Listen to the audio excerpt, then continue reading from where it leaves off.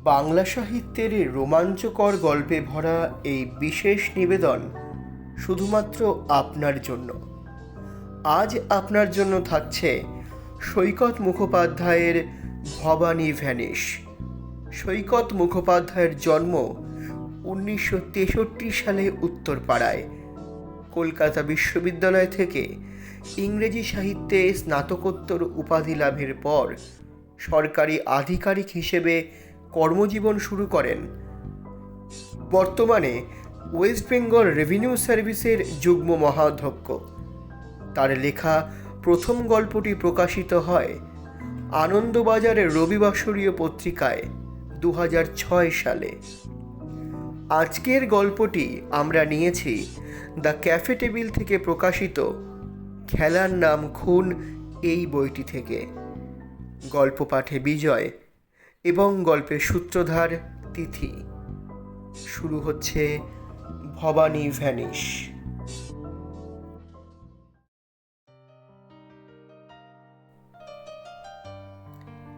দুপুর সবে বিকেলের দিকে হেলে পড়েছে।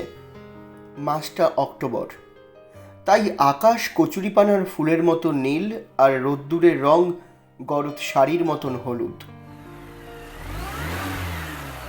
একটা জলপাই সবুজ উইলি জিপ কুচবিহার থেকে আলিপুরদুয়ার যাওয়ার মসৃণ পিচ রাস্তা ধরে ঊর্ধ্বশ্বাসে দৌড়চ্ছিল। জিপের সামনের সিটে ড্রাইভারের পাশেই বসেছিল বিনায়ক বসু, আলিপুরদুয়ার থানার ওসি। বিনায়ক বয়সে তরুণ, আদ্যপান্ত সৎ অফিসার। তার এনার্জি নিয়েও কোনো প্রশ্ন নেই।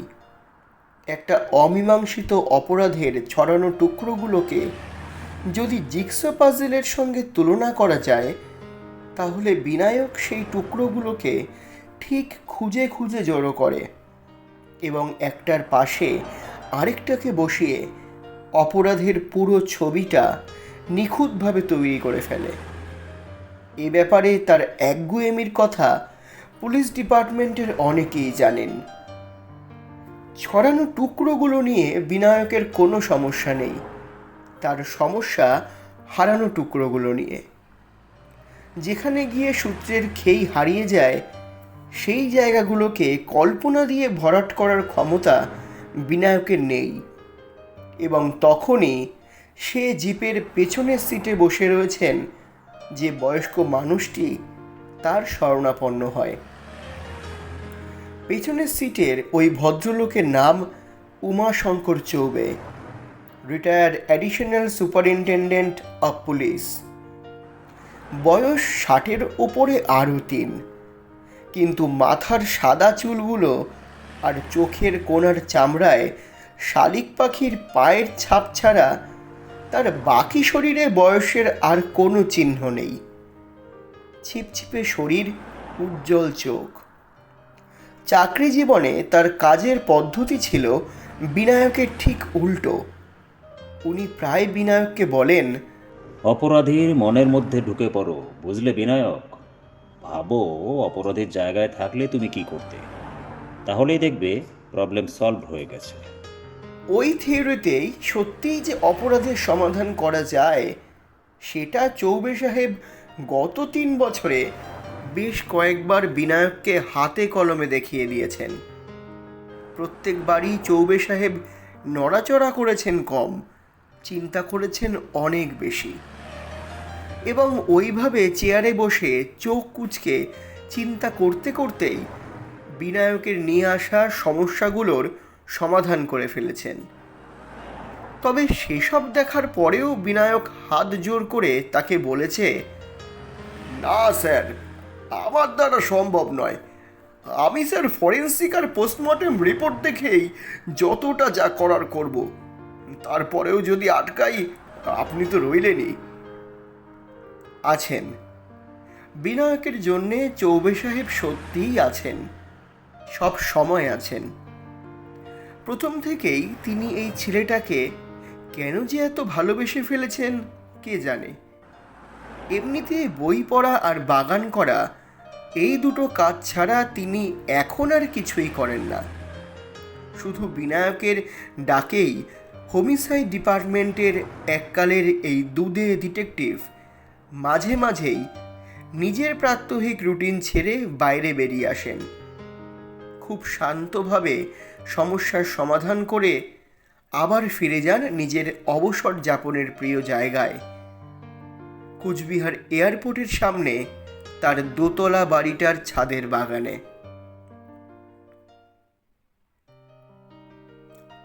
জিপটা কোচবিহার শহর ছাড়িয়ে কিছুটা যাওয়ার পর চৌবে সাহেব বিনায়ককে বললেন, হ্যাঁ, পুরো ব্যাপারটা এবার বলো তো বিনায়ক, ধীরে সুস্থে বলো।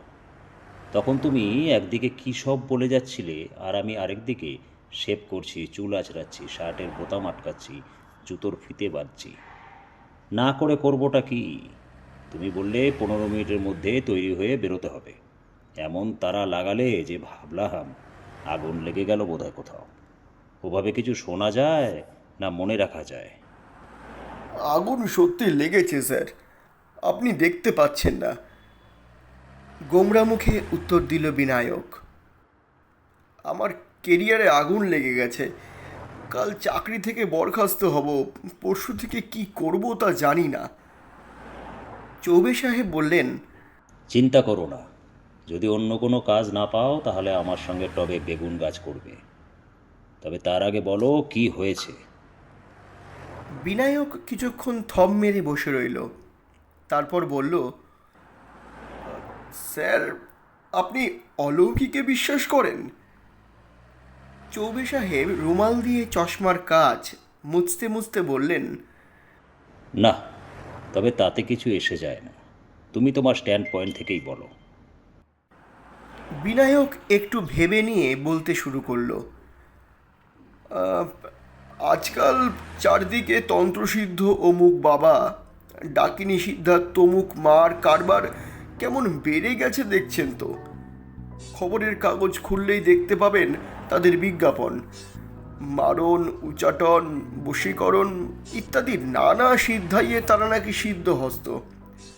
মামলা জিততে পারছেন না, অমুক বাবার কাছে যান।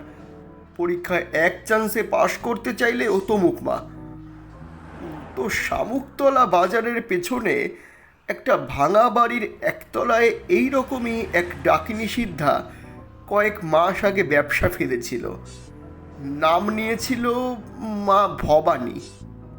বিজ্ঞাপনে কিংবা ঘরের মাথায় টাঙিয়ে রাখা সাইনবোর্ডে ওই নামটাই থাকতো।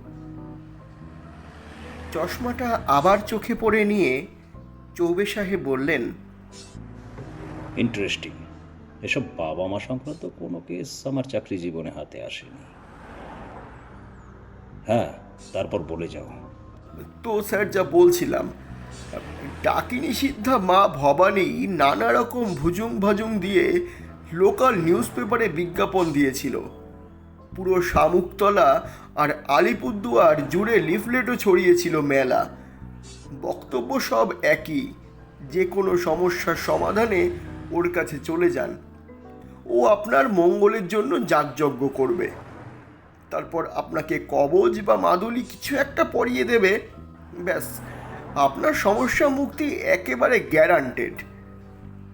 মাস তিনেকের মধ্যে এদিকের অন্তত 10 জন লোক হাতে হাতে ফল পেয়ে গেল। খোলা বাজারে দাঁড়িয়ে তারা মুক্ত কণ্ঠে মায়ের অলৌকিক ক্ষমতার কথা বলে বেড়াতে লাগলো। চৌবে সাহেব বিরক্ত মুখে বললেন, তার মানে মেয়েটা ভাড়া করা লোকেদের এইসব ফলস প্রোপাগান্ডার কাজে লাগিয়েছিল। এটাই ওই ধরনের বুজরুকদের টেকনিক। আচ্ছা, একটা কথা জিজ্ঞাসা করি, এই ধরনের জোচ্চুরির ব্যবসায় চেহারাটা একটা বড় ফ্যাক্টর। মহিলাকে দেখতে কেমন? ইমপ্রেসিভ? মহিলা তো নয় স্যার, মেয়ে। বয়স কত হবে? বড় জোর 27 কিংবা 28। চেহারাটা রোগা বলে দেখতে লাগে আরও কম। গায়ের রং কালো, বোচা নাক, হনুর হাড় দুটো বেশ উঁচু। তার ওপর ডান গালে একটা বড় কাটা দাগ আছে, মনে হয় কখনো ছুরির কোপটোপ খেয়েছিল। সব মিলিয়ে একদমই সুন্দরী বলা যায় না। তার উপরে ওকে নাকি গাঢ় লাল শাড়ি ছাড়া অন্য কিছু পরে থাকতে দেখাই যায়নি। কিন্তু শুনেছি ওই বদখত চেহারার জন্যই ডাকিনী হিসেবে ওকে দারুণ মানাতো। আধো অন্ধকার ঘরে ধূপ আর ধুনোর ধোয়ার মধ্যে যখন মা ভবানী তার এলো চুল ভরা মাথাটা চালতে চালতে উৎকট চিৎকার করে ভূতপ্রেতদের ডাকাডাকি করতো, তখন নাকি ভক্তদের বুকের রক্ত হিম হয়ে যেত। যাই হোক, যা বলছিলাম, আমার থানার এরিয়ার মধ্যে আস্তে আস্তে ওর ভক্ত বাড়তে শুরু করলো। তার মধ্যে একজন হলেন শামুকতলার সবচেয়ে ধনী মানুষ শ্যামলাল বর্মন। পাটের ব্যবসা, তামাকের ব্যবসা, করাতকল, অনেক কিছু আছে ভদ্রলোকের। একটা লোকের এত কিছু থাকলে মামলা মোকদ্দমার অশান্তি লেগেই থাকে। সেরকমই একটা প্রায় হারতে বসা মামলায় শ্যামলাল বাবুর প্রতিপক্ষ কোর্টে যাওয়ার আগের দিন প্রবল ডেঙ্গু জ্বরে মারা গিয়েছিল। শ্যামলাল বাবু তার কাছের লোকেদের বলেছেন ওসব ডেঙ্গু কিছু নয়, মা ভবানী ওকে বান মেরেছিলেন। এই ঘটনার পর শ্যামলবাবু একেবারে মায়ের কেনা গোলাম হয়ে পড়লেন স্যার। গত সপ্তাহে একদিন মা ভবানী শ্যামলালবাবু আর তার স্ত্রীকে ডেকে বলল যে সে একটা অদ্ভুত সিদ্ধাই জানে, তার জোরে সোনার ডবল হয়ে যায়। বলো কি? হ্যাঁ স্যার, টাকার লোভ কার না থাকে, বড় লোকদের আবার এই লোভটা একটু বেশিই থাকে। তাই শ্যামলাল বর্মন আর তার স্ত্রী গতকাল ভোরবেলা মায়ের বাড়িতে গিয়ে হাজির হন। সঙ্গে একটা কাঁধ ব্যাগের মধ্যে করে নিয়ে যান অন্তত 20 ভরি সোনার গয়না। আগের দিন সেগুলো ব্যাংকের লকার থেকে বার করে এনেছিলেন শ্যামলাল বাবু। তারপর? খুব গোপনে ঘরদোর বন্ধ করে যজ্ঞ শুরু হলো স্যার। যজ্ঞ শেষে হোমের ছাইয়ের মধ্যে সোনার গয়না রেখে দিলে 1 ঘন্টা পরে দ্বিগুণ গয়না পাওয়া যাবে, এইটাই ছিল মা ভবানীর বক্তব্য। যজ্ঞ শেষ হতে সময় লাগলো না, ছাইয়ের মধ্যে মা ভবানী নিজের হাতে বর্মন গিন্নির যাবতীয় গয়না ঢুকিয়ে রেখে হাত ধুয়ে পাশের ঘরে বিশ্রাম নিতে গেল। গেল তো গেল, আর ফেরে না। কি সন্দেহ হতে শ্যামলালবাবু ছাইয়ের মধ্যে হাত ঢুকিয়ে দেখলেন ছাই ছাড়া কিছু নেই, তাই তো? Exactly sir. তার মানে মেয়েটি গুণধর, হাত সাফাইও জানে।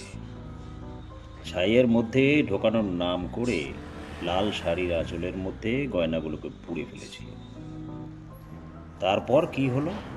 শ্যামলাল চিৎকার করেছিল। Exactly sir. মা নিশ্চয়ই ততক্ষণে হাওয়া। হাওয়া হয়েছিল ঠিকই, কিন্তু বেশিক্ষণ হাওয়ায় মিশে থাকতে পারেনি। খবর পেয়েই আমি শামুকতলা থেকে বেরোনোর সব কটা পয়েন্ট নাকাবন্দি করে দিয়েছিলাম।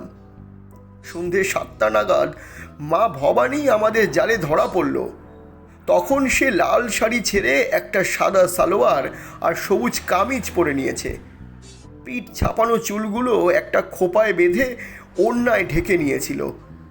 আমাদের চোখে ধুলো দেওয়ার জন্যে যা কিছু করা সম্ভব সবই করেছিল মেয়েটা, কিন্তু স্যার গালের ওই 1 বিঘত লম্বা কাটার দাগ লুকোবে কোথায়? একবার মুখ থেকে ওড়নাটা সরে যেতেই ক্যাচ কট কট। উমাশঙ্কর চৌবে বিনায়কের কাঁধে চাপড় মেরে বললেন, ব্রেভো বিনায়ক, ব্রেভো। সত্যি তোমার মতন মেথডিক্যাল অফিসার আমি কমই দেখেছি। আমার আবার এই দিকটা খুব উইক ছিল। কিন্তু তাহলে যা করার তা তো করেই ফেলেছ। আমাকে হুরু দিয়ে তুলে আনলে কেন? গয়নাগুলো মেয়েটার কাছেই পেয়েছিলে তো? বিনায়ক মুখ নামিয়ে বলল, না স্যার, পাইনি। কাল প্রায় সারা রাত ধরে চেষ্টা করে গেছি গয়নার হদিশ বার করার জন্যে, but she is a hard nut two crack. গয়না যে নিয়েছে তাই স্বীকার করতে পারিনি। তার উপর কি? বিনায়ক একটা দীর্ঘ নিঃশ্বাস ফেলে গাড়ির জানলা দিয়ে কিছুক্ষণ বাইরে তাকিয়ে রইল। তারপর বলল, আজ কিছুক্ষণ আগে কোর্টে নিয়ে যাবার সময় ভবানী পালিয়েছে। আপনি একটু আগে বললেন না যে অলৌকিক কাণ্ডে বিশ্বাস করেন না? তাই বললাম পালিয়েছে, না হলে বলতাম ভ্যানিশ হয়ে গেছে। বিনায়কের কথা শুনে চৌবে সাহেব চমকে উঠলেন, বললেন, বলো কি, একটা ওইরকম কম বয়সী মেয়ে একা পুলিশ কাস্টাডি থেকে পালালো? কি হয়েছিল ঘটনাটা বলো তো। পরের 15 মিনিট ধরে বিনায়ক যা বলে গেল তা এই রকম।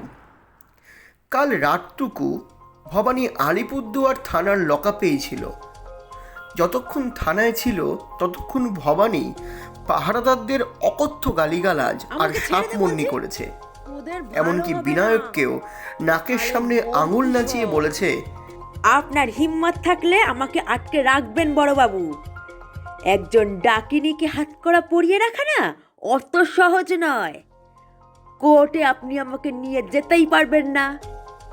বিনায়কের কেমন যেন মনে হয়েছিল মা ভবানীর আওয়াজের পুরোটাই ফাঁকা আওয়াজ নয়।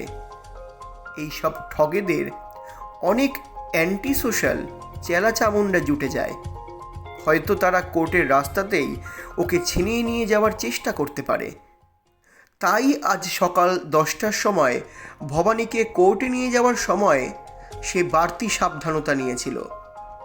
ভবানীকে হাতকড়া পরিয়ে প্রিজন ভ্যানে তোলা হয়েছিল। সঙ্গে 4 জন বন্দুকধারী পুরুষ কনস্টেবল তো ছিলই, তাছাড়াও ছিল 2 জন মহিলা পুলিশ। প্রিজন ভ্যানের পেছন পেছন অন্য একটা গাড়িতে কোর্টের দিকে যাচ্ছিল বিনায়ক নিজে। সঙ্গে ছিলেন সরকারি উকিল আশুতোষ কানুনগো আর থানার সেকেন্ড অফিসার অতনু মিত্র। অর্থাৎ মোট 8 জনের একটা দল ভবানীকে পাহারা দিয়ে নিয়ে যাচ্ছিল। আলিপুরদুয়ার কোর্টের বারান্দায় উঠেই ভবানী বলল ওর ভীষণ গা গোলাচ্ছে আর মাথা ঘোরাচ্ছে। মুখে চোখে একটু জল দিতে না পারলে ও তখনই অজ্ঞান হয়ে পড়ে যাবে। কথাটা অবিশ্বাস করার কোনো কারণ ছিল না। বিনায়ক এবং বাকি সকলে জানতো মেয়েটা আগের দিন থেকে প্রায় না খেয়ে না ঘুমিয়ে রয়েছে।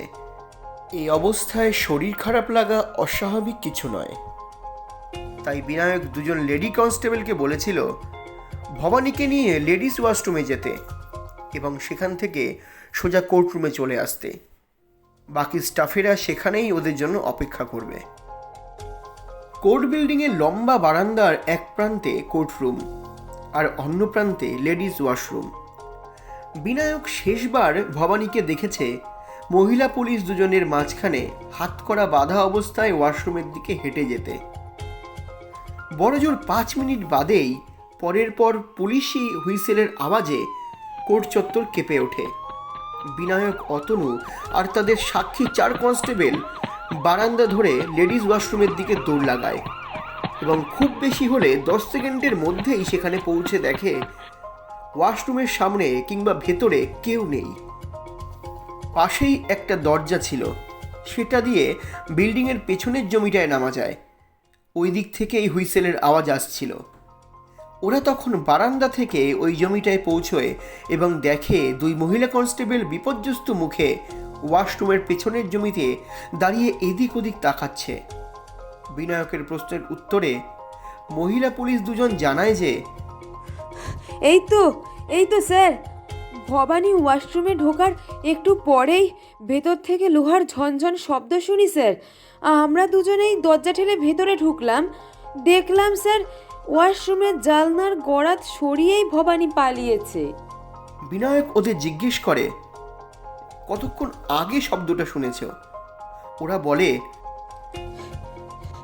এই তো স্যার, এই 1 মিনিটও হয়নি, দেখেই তো সাথে সাথে হুইসেল বাজালাম।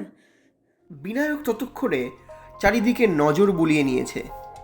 জমিটার 3 দিকে উঁচু পাঁচিল আর একদিকে কোর্ট বিল্ডিং, যেখান থেকে বিনায়করা এখানে বেরিয়ে এসেছে। এখান থেকে বেরোনোর রাস্তা 2টো। কোর্ট বিল্ডিংয়ের ভেতরে ঢুকে টানা বারান্দা ধরে কোর্টের সামনের দিকে গিয়ে পড়া যায়, আর পাঁচিলের গায়ে বসানো একটা লোহার গেটের মধ্যে দিয়ে কোর্টের পেছন দিকে যাওয়া যায়। টানা বারান্দা ধরে ভবানী পালায়নি, তাহলে সে বিনায়কদের মুখোমুখি পড়ে যেত। বারান্দার দেওয়ালের গায়ে অন্য কোনো ঘরের দরজাও ছিল না যে ভবানী সেখানে ঢুকে পড়বে। আবার পেছনের গেট দিয়েও বেরোয়নি, কারণ গেটের ওপাশে ধুধু চাষের জমি। ধান কেটে নেওয়া এবড়ো খেবড়ো জমির মধ্যে একটা সাইকেল যাওয়ার মতন রাস্তাও নেই, লুকোবার মতন একটা ঝোপের আড়ালও কোথাও নেই। সেই ক্ষেতের মধ্যে ভবানী নামলে তাকে নিশ্চয়ই তখনও দেখা যেত, কিন্তু বিনায়ক আর তার সঙ্গীরা ভবানীকে ওই মাঠের মধ্যে কোথাও দেখতে পাচ্ছিল না। কোর্ট বিল্ডিং আর বাউন্ডারি ওয়ালের মাঝখানে যে জমি, যেখানে তখনও ওরা দাঁড়িয়েছিল, সেখানে কয়েকটা দোকানঘর ছিল, সব মিলিয়ে 4টে। বিনায়ক নিশ্চিত হলো ভবানী ওই 4টে দোকানঘরের কোনো একটার মধ্যে গা ঢাকা দিয়ে বসে আছে। এছাড়া আর কোথাও সে এত তাড়াতাড়ি পালাতে পারবে না। এই কথাটা বুঝতে পারা মাত্রই বিনায়ক, অতনু মিত্র, আরও 6জন কনস্টেবল, মানে মোট 8 জন পুলিশকর্মী আলাদা আলাদাভাবে ওই দোকানগুলোর মধ্যে ঢুকে পড়ে। যাকে বলে চিরুনি তল্লাশি দোকানগুলোর মধ্যে তাই চালায়, এবং সেই তল্লাশি শুরু হয়ে গিয়েছিল গরাদ খসে পড়ার আওয়াজ পাওয়ার বড়জোর 5 মিনিটের মধ্যে। কিন্তু ভবানীকে কোথাও পাওয়া গেল না। একটু আগে সেকেন্ড অফিসার অতনু মিত্র ফোন করে জানিয়েছেন, কোর্ট বিল্ডিংয়ের সামনে বসানো সিসিটিভি ফুটেজ চেক করলেও ভবানীকে পালাতে দেখা যায়নি। তাহলে ডাইনি ভবানী কি সত্যিকারের হাওয়ায় মিলিয়ে গেল? চৌবে সাহেব এতক্ষণ মন দিয়ে বিনায়কের স্টেটমেন্ট শুনছিলেন। এবার জিজ্ঞেস করলেন, দোকানগুলো কিসের? উনি প্রশ্নটা করার প্রায় সঙ্গে সঙ্গেই জিপটা একটা উঁচু পাঁচিলের গায়ে বসানো ছোট লোহার গেটের সামনে দাঁড়িয়ে গেল। চৌবে সাহেব বাইরের দিকে তাকালেন, তারপর হাসতে হাসতে বললেন, দেখেছো, এমন মন দিয়ে তোমার কথা শুনছিলাম যে খেয়ালই করিনি কোর্টে পৌঁছে গেছি। যাই হোক, এখানে যখন আমাকে নিয়ে এসেছো, তখন তুমি নিশ্চয়ই চাও যে আমি নিজের চোখে একবার জায়গাটা দেখি। বিনায়ক বিনীত ভঙ্গিতে মাথা ঝোঁকালো। বেশ, তবে তার আগে একবার ওয়াশরুমের জানালার গরাদগুলো। লোহার গেট খুলে জমিটার মধ্যে ঢুকলেন চৌবে সাহেব, এবং সকালের সেই 6জন কনস্টেবল ওদের জন্য অপেক্ষা করছিল। তারা এসে বিনায়কের পাশে দাঁড়ালো। চৌবে সাহেব লম্বা লম্বা স্টেপ ফেলে ওদের দেখিয়ে দেওয়া জানলাটার নিচে গিয়ে দাঁড়ালেন। ওপরের দিকে মুখ তুলে কিছুক্ষণ ভবানীর মুক্তির পথকে নিরীক্ষণ করে বললেন, বাহ, এটাই স্বাভাবিক। দেখেছো বিনায়ক, কোনো একজন মহাপ্রাণ ব্যক্তি কাঠের ফ্রেমটাকে আগে থাকতেই করাত দিয়ে জায়গা মতন কেটে রেখেছিলেন। ওর ভেতরে গরাদগুলো আলতো করে বসানো ছিল। জাস্ট হাতের একটা ছোট্ট মোচড়েই এক একটা গরাদ খুলে আসার কথা। হয়তো টেনশনের চোটে হাত কাঁপছিল ভবানীর, তাই একটা গরাদ কোনো রকমে মেঝের ওপরে পড়ে যায়। না হলে ও কিন্তু আরও অনেকটা সময় পেয়ে যেত। বিনায়কও দেখছিল ব্যাপারটা। সে বলল, তার মানে ভবানীকে সাহায্য করার লোক রয়েছে? অফকোর্স রয়েছে।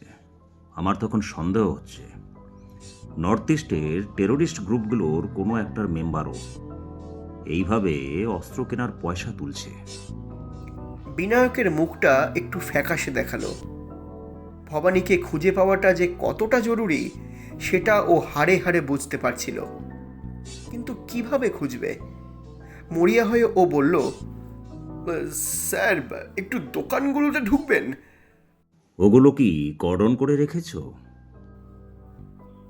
না স্যার, আমরা তো কিছুই পাইনি। কোন গ্রাউন্ডে কর্ডন করব?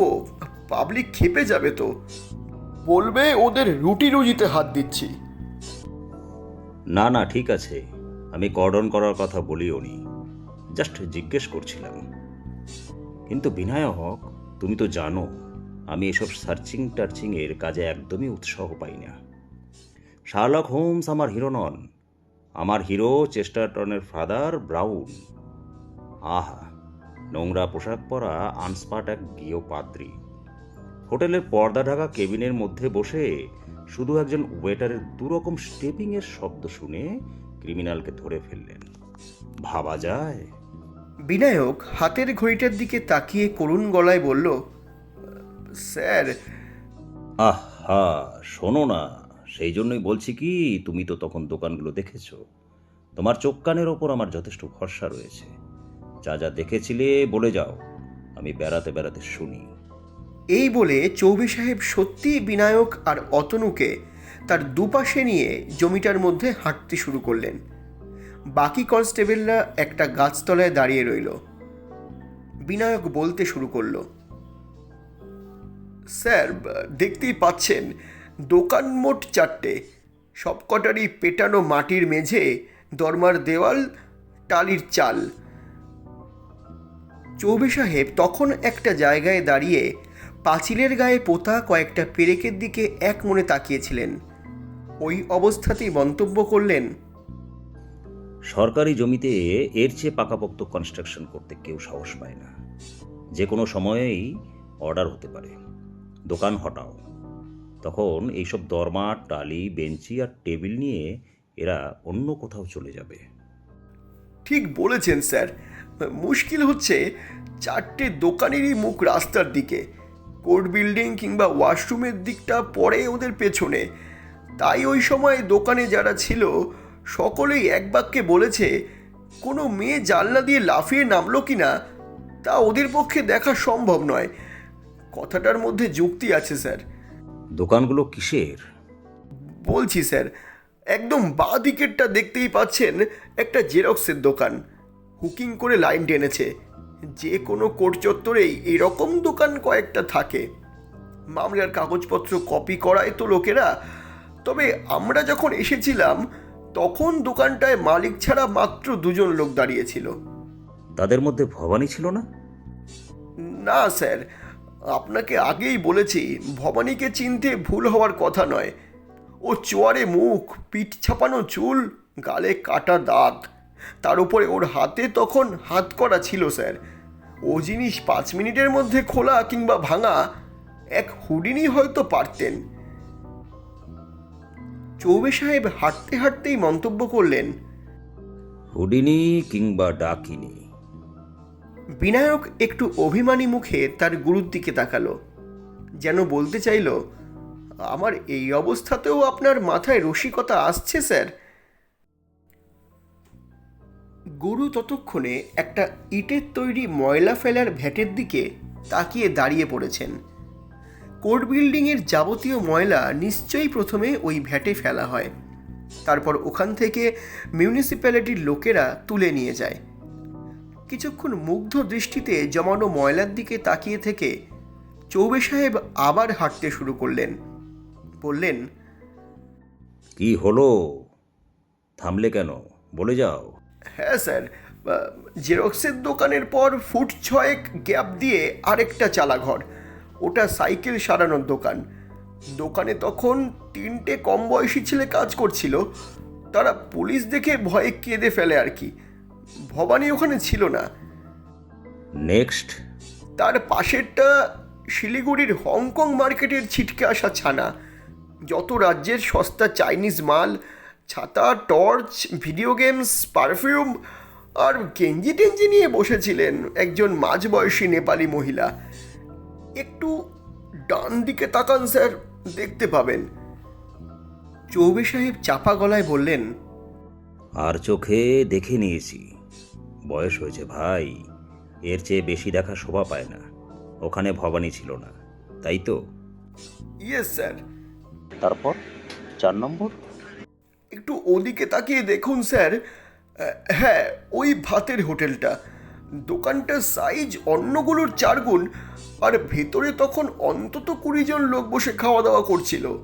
তাদের মধ্যে কোর্টের কেরানি, উকিল, মোহরি থেকে শুরু করে গ্রাম থেকে আসা মক্কেল সবাই ছিল। আমরা স্যার প্রতিটি খরিদ্দারের সামনে দাঁড়িয়ে দেখেছি, রান্নাঘরে ঢুকে খুঁজেছি, এমনকি উনুনের পেছন, জলের ড্রামের ভেতর কোথাও দেখতে ছাড়িনি। ফল হয়নি কিছুই স্যার। চৌবে সাহেব একটা দীর্ঘশ্বাস ছেড়ে একটা গাছের গুড়ির গায়ে হাতের ছাতাটা কভার ঠুকলেন। তারপর বললেন, আশা করি যিনি জেরক্সের দোকানে ঢুকেছিলেন তিনি মেশিনের পেছনটা দেখেছিলেন। হ্যাঁ স্যার। যিনি সাইকেলের দোকানে ঢুকেছিলেন তিনিও দেখে নিয়েছিলেন যন্ত্রপাতির মধ্যে কোথাও একটা ভাঙা হাতকড়া পড়ে রয়েছে কিনা। সেকেন্ড অফিসার অতনু মিত্রের মুখটা উজ্জ্বল হয়ে উঠল। সে বলল, আমি ঠিক ওই লাইনেই ভেবেছিলাম স্যার। আমি ঢুকেছিলাম সাইকেল সারাইয়ের দোকানটায়, কিন্তু না, ওরকম কিচ্ছু পাইনি। চৌবে সাহেব বুঝদারের মতন ঘাড় নাড়লেন, তারপর বললেন, আশা করি চায়না মালের দোকানের কাপড় জামার গাঁঠরির পেছনটা ভালো করে দেখা হয়েছিল। বিনায়ক যথেষ্ট অফেন্ডেড ভঙ্গিতে বলল, কি বলছেন স্যার? না না, আমি সবকটা পসিবিলিটির কথা বলছিলাম। তাহলে শেষে অবধি এইটাই দাঁড়ালো, ঘরেও নহে পাড়েও নহে, ভবানী ছিল মাঝখানে, তাই না? কি বলো হে অতনু? বিনায়ক, আমি কি ঠিক বলছি? অবাক গলায় বিনায়ক আর অতনু একসঙ্গে প্রশ্ন করল, কিসের মাঝখানে স্যার? ওই কোর্ট বিল্ডিং থেকে দোকান ঘরগুলোর মাঝখানে এই যে জমিটা, আমরা এখন যেখানে দাঁড়িয়ে আছি, এখানে তখন কি ছিল, কারা ছিল, তোমরা দেখেছিলে? অতনু মিত্র ঘোর লাগা গলায় কোনো রকমে বলল, মনে পড়েছে, একটা ছাগল চড়ছিল স্যার। কিন্তু কিন্তু ভবানী কি তাহলে সত্যি ডাইনি স্যার? ও কি ছাগল হয়ে গিয়েছিল?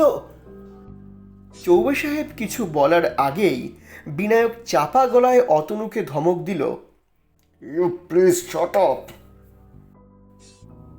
চৌবে সাহেব হঠাৎ গোড়ালির ওপর ভর দিয়ে পো করে ঘুরে দাঁড়ালেন। তারপর সবাইকে অবাক করে দিয়ে লম্বা লম্বা পায়ে হেঁটে ফিরে গেলেন সেই ইট দিয়ে বাঁধানো নোংরা ফেলার ভ্যাটটার দিকে। ওটার সামনে দাঁড়িয়ে গলা তুলে ডাকলেন, বিনায়ক, সবাইকে নিয়ে এদিকে এসো। এগুলো কি বলো, এগুলো কি? এগুলো দেখার পরও তোমরা আমাকে বিশ্বাস করতে বলছো এখানে ছাগল ছাড়া কেউ ছিল না? চৌবে সাহেবের এই রুদ্রমূর্তি দেখে ওরা সবাই পায়ে পায়ে ওর পাশে গিয়ে দাঁড়ালো। ঘাড় বাড়িয়ে দেখল, জমা করা জঞ্জালের একদম ওপরের লেয়ারে পড়ে আছে ডেলা ডেলা চুল, পুরনো খবরের কাগজের টুকরো, তার গায়ে শুকনো সাবানের ফেনা, টিপিক্যাল কোনো নাপিতের দোকানের ঝাঁটিয়ে ফেলা ময়লা। বিনায়ক আমতা আমতা করে বলল, মানে মানে মনে পড়েছে স্যার, এই গাছতলাতেই বসে একটা নাপিত একজনের চুল কাটছিল। চুল কাটছিল না দাড়ি কামাচ্ছিল?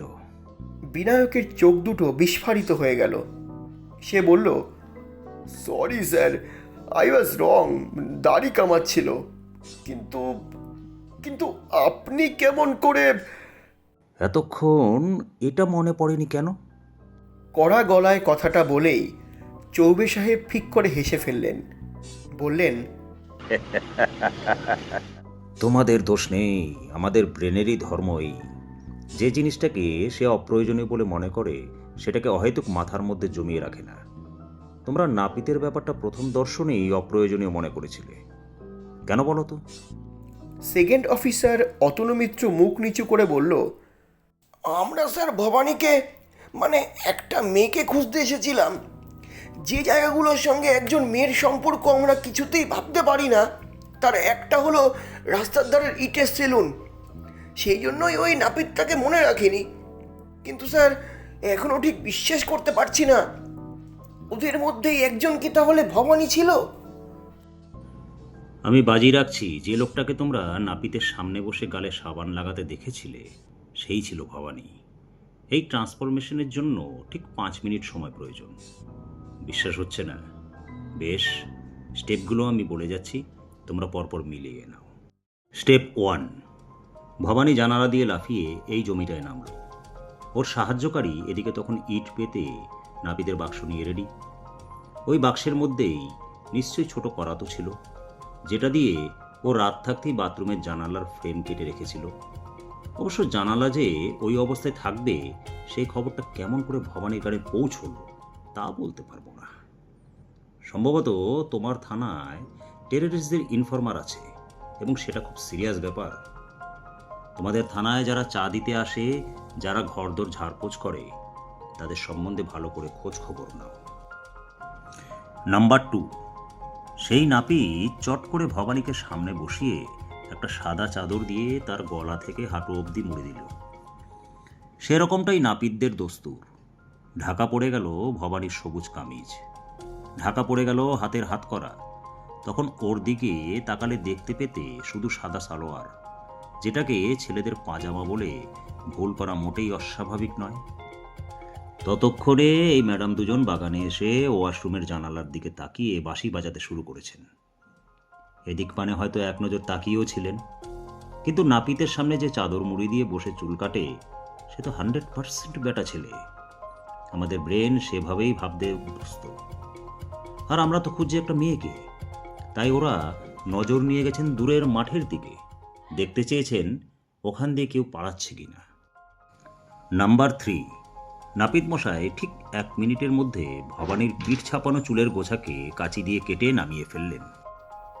এই অবধি বলেই চৌবে সাহেব হঠাৎ একজন কনস্টেবলের দিকে তাকিয়ে বললেন, ভাই, যদি কিছু মনে না করেন, একবার ওই ডাস্টবিনের ময়লাগুলোকে আপনার লাঠি দিয়ে উল্টে পাল্টে দেখে আসুন তো, মেয়েদের লম্বা চুলের গুছি পান কিনা। পেয়েছেন? গুড, জানতাম পাবেন।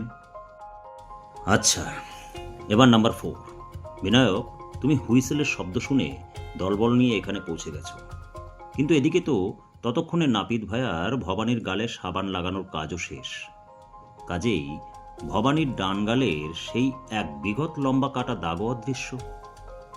তোমরা পাশ দিয়ে বেরিয়ে গেলে, যাবার সময় নিশ্চয়ই চেয়ে দেখলে এদিকে, কিন্তু ভবানী ততক্ষণে কমপ্লিটলি ট্রান্সফর্মড। না হাতের হাত করা, না সবুজ কামিজ, না গালের কাটা দাগ।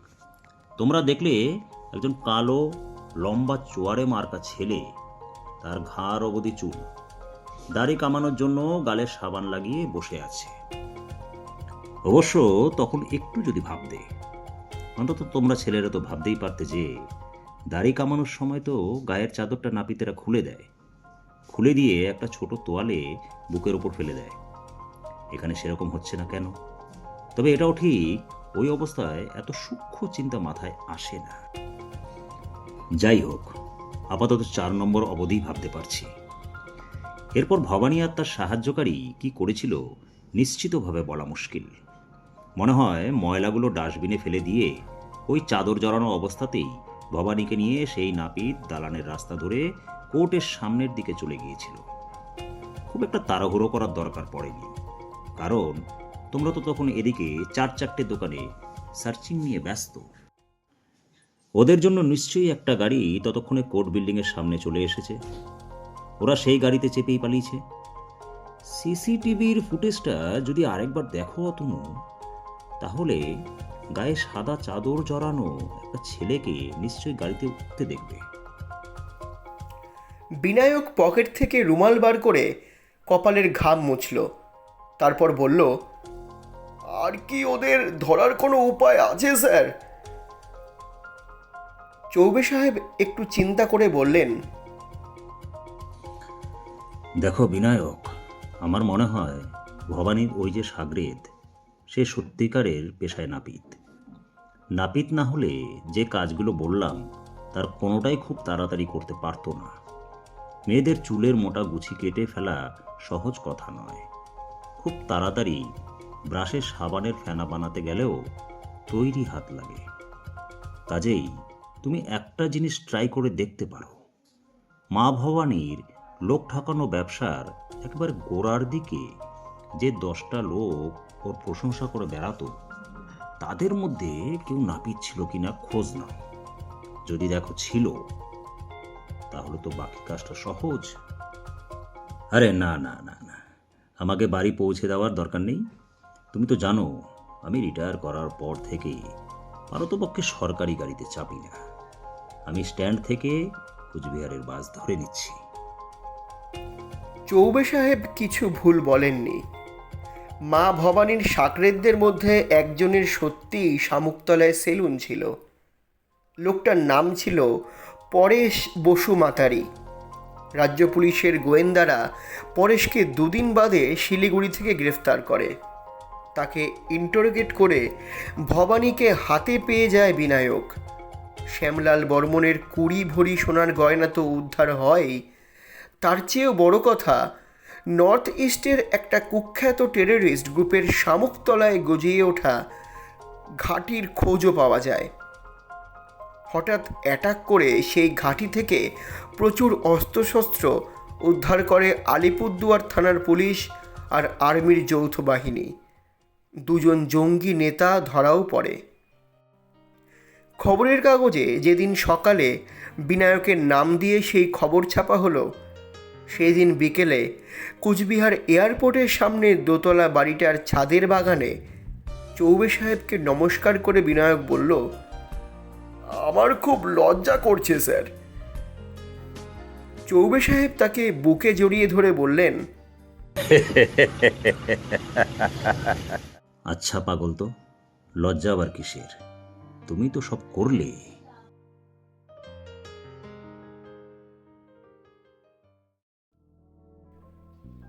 শুনছিলেন ভবানী ভ্যানিশ, রচনা সৈকত মুখোপাধ্যায়, উমাশঙ্কর চৌবের ভূমিকায় সুখেন্দু দেবনাথ, গল্প পাঠে বিনায়ক এবং অতনুর ভূমিকায় আমি বিজয়, ভবানী এবং মহিলা কনস্টেবলের ভূমিকায় তিথি।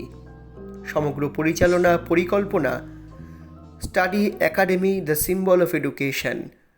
প্রচার অলঙ্করণ চারুলিপি, শব্দগ্রহণ এবং আবহ সঙ্গীত তরঙ্গ দ্য আল্টিমেট মিউজিক। দেখা হচ্ছে আগামী পর্বে নতুন কোনো গল্প অথবা কবিতা নিয়ে।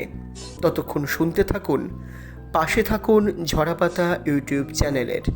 ঝরাপাতা, কবিতার ও গল্পের কথা বিজয়ের সঙ্গে। চ্যানেলটি যারা এখনও সাবস্ক্রাইব করেননি, সাবস্ক্রাইব করে পাশে থাকুন আমাদের অন্যান্য পরিবেশনাগুলি শুনতে। দেখা হচ্ছে আগামী সপ্তাহে।